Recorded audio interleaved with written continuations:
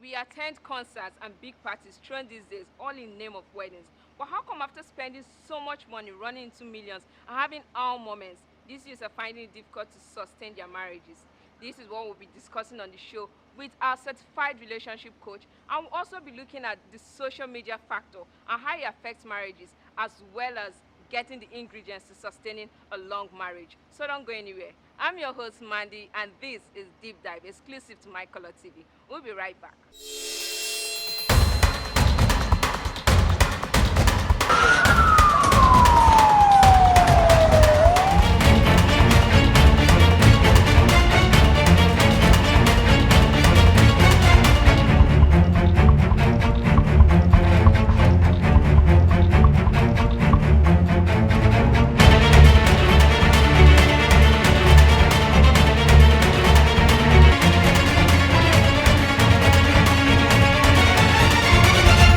Joining us today is Mrs. Vanessa Willie, who is a certified relationship coach and also an associate practitioner with the Institute for Family Systems Engineering. Thank you for joining us, You ma'am. did a fine job at that. Mentioning that alone, you did very well. I mean, a lot of people started on associate practitioner. Thank you so much, ma'am. Thank you So, for having me. before we deep dive into the topic for today, I'll Hmm. first ask this question, which I know many of our viewers want to know. Between love and understanding, which one sustains a marriage longer? Hmm. It is very difficult to not have the both in the mix, really. How do you explain loving someone? Loving someone makes it easy for you to excuse their weaknesses, their lapses, want to try to understand them.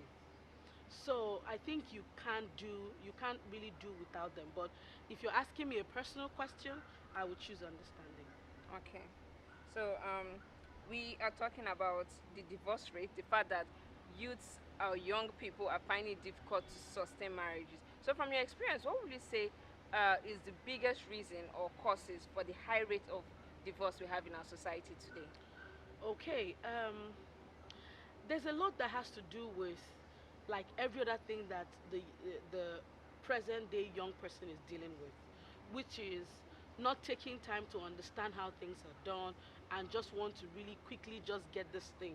It's in vogue. Let's get married, and I feel like over the years you notice a moral decline that is affecting the marriages. People say, "Oh, the way marriages worked in my mother's time is no longer the way it's it can the same principle can apply now." While that is true to an extent, the values are the same. They are all timers, so to speak. Because when you say value, value is anchored on justice, equity, and fairness, and that is on the increase to decline if there's anything like that. So I think that is a major reason, and the fact that a lot of young people are not being mentored. So some of these values that our mothers or our parents had were not effectively passed down. So children are growing up with their own opinion, and then social media, internet has increased that awareness. So you have young people challenging you, and that is because a lot of our parents didn't tell us the truth. They told us an embellished truth, as it were, which when we now begin to deep deeper, we find out that, oh, there was something that wasn't right. And then once that question mark is there, everything that you told them is now being put under scrutiny. So even though you were trying to protect them, you have ended up not giving them the true value that sustained you. So they go out in search of what they feel is the real thing. So you have a lot of people who are being mentored by the media, by Hollywood, by Nollywood, and not having that same strong value in their family system. Okay, so focusing a bit on the social media and media influence on marriages these days, Hmm. what could you say, or rather, what advice would you give to a young couple that seems to be generally the entire 21st century seems to be driven by social media? Or Mm. what advice would you give to a young couple when bringing in social media, the social media factor, in affecting their relationship and their marriages? First of all, There's a lot of glitz and glam on social media, and that in itself puts a lot of pressure on young people, where you feel like you're happy in your marriage, but because you're seeing um, a, a makeover or an embellished supposed perfect life, you feel like you're not doing enough. And that pressure that you need to meet up makes you begin to live who you are, because you're trying to be somebody else.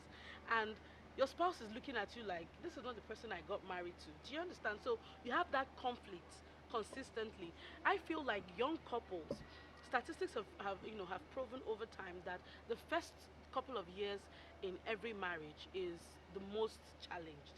So why spend that energy that you're supposed to infuse into trying to build a foundation that your marriage in the long run is going to be sustained by? You use that to want to try to impress people, to let people know that you are happy. Happiness is not about the picture, it's about what you feel within.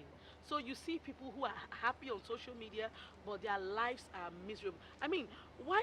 Just check this analogy. So you have many people who seem to be having the perfect life on social media, yet the suicide rate and depression rate is on the increase.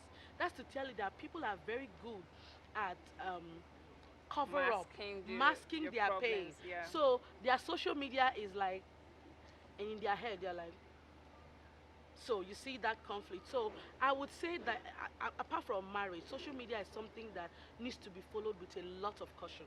A lot of caution, because if you spend that much time on social media, you would end up. Sometimes I go on Instagram. This happened to me before. I go on Instagram and I leave Instagram depressed, because I see a lot of my supposed old school mates. This one is a new house, has a new car. Before I got married, this one is married with beautiful children. I'm like, now wow, now only me waka come. Until I ran into one of them, my sister. My life was 10 times better than her life.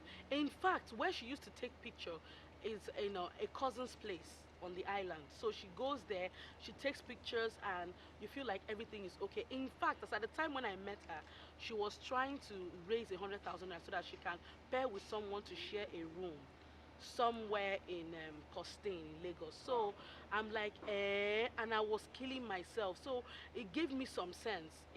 When I go on Instagram, I follow people who I share the same value with, who, when I look at their posts, there's something I get out of it. Yeah. So it helps me also to create those boundaries that helps me stay sane, because truly it's not easy. It's not easy.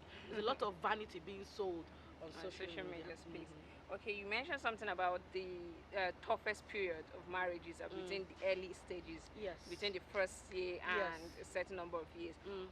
From your experience, what are the common issues that couples have or usually have within that early stage of their marriages? Communication is key.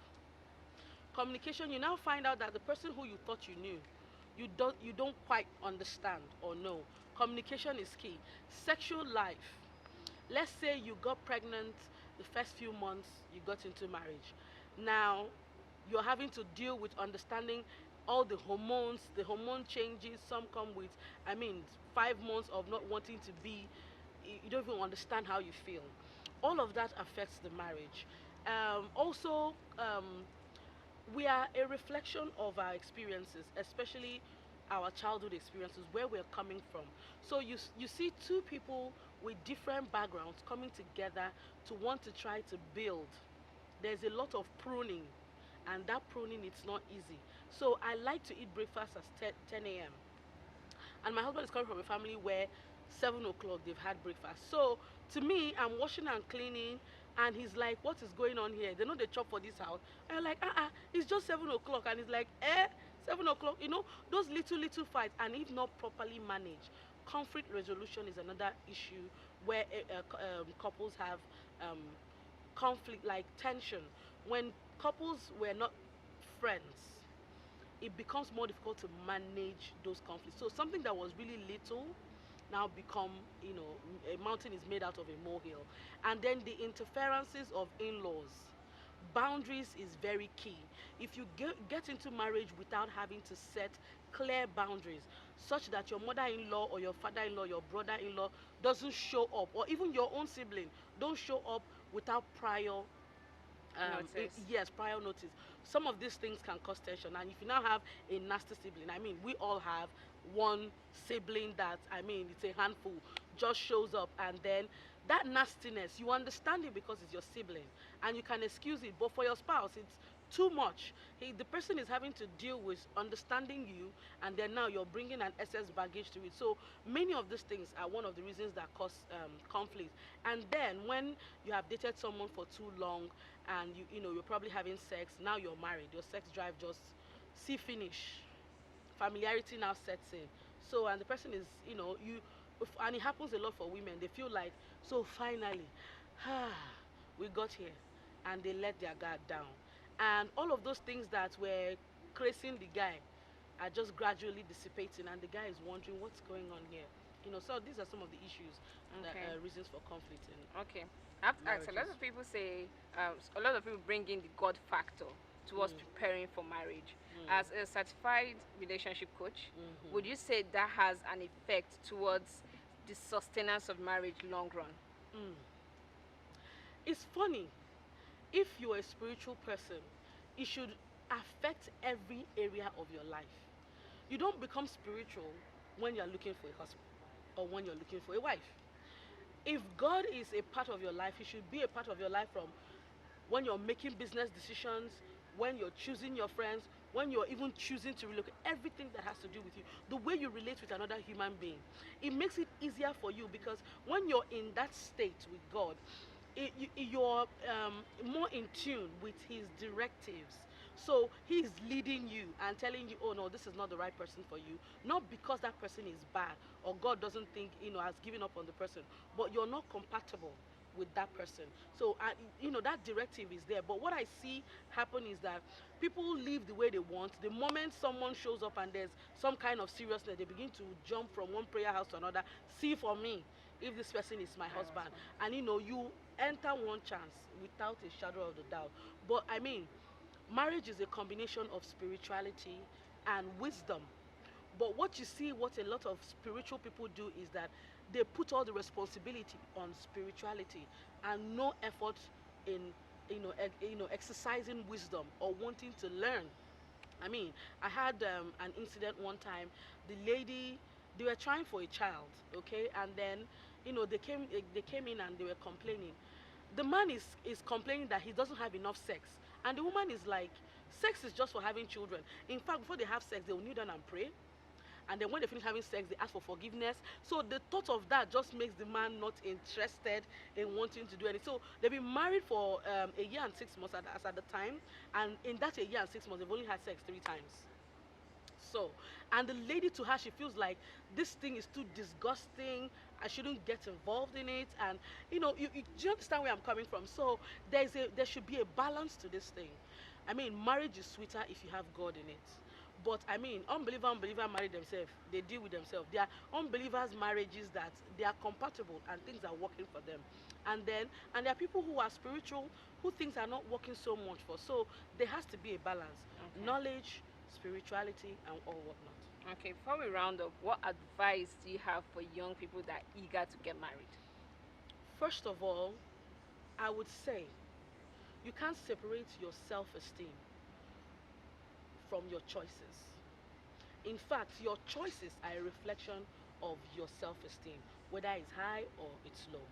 It is very critical that before you make that step, you want to get into a relationship or you want to commit long run with someone, you need to do a self esteem assessment, because I see a lot of people who are needy. In fact, I saw a post recently where someone quoted the scripture that a time is coming when 7 women are going to be attached to come to one man and beg the man, let me just answer your name.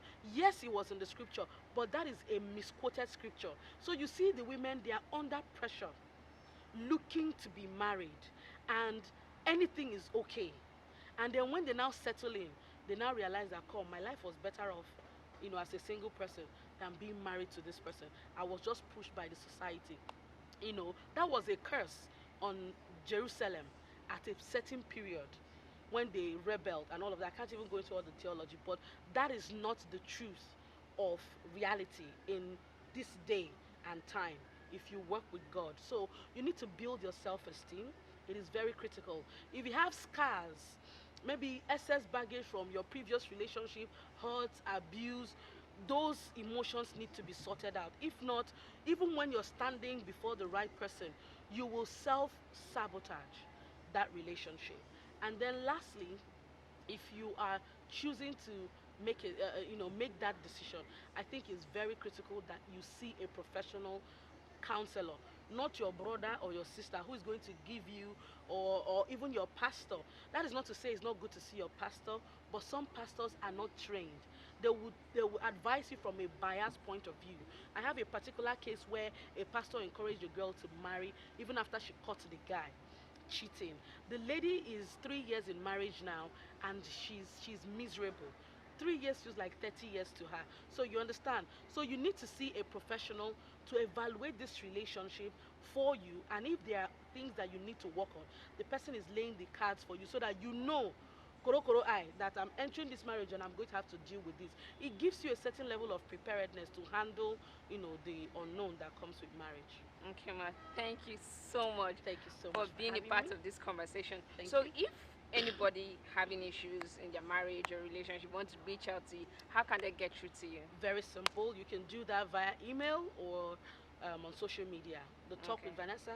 That's Facebook, Instagram at The Talk with Vanessa. Also, email is the talk with Vanessa at gmail.com. Thank you so much. Thank you so much for having me. So, guys, I hope you all had your pen and notepad through this conversation because a lot of wisdoms were dropped. And if you missed something, you could just go back and rewatch the video. If you're having relationship issues or marriage issues, as far as it doesn't have to do with violence, you could reach out to her, talk to her, mend your marriage, mend your relationship, and be happy.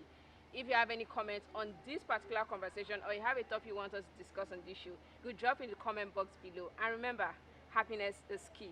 Till next time, I'm your host Mandy, and this is Deep Dive exclusive to My Color TV. Bye for now.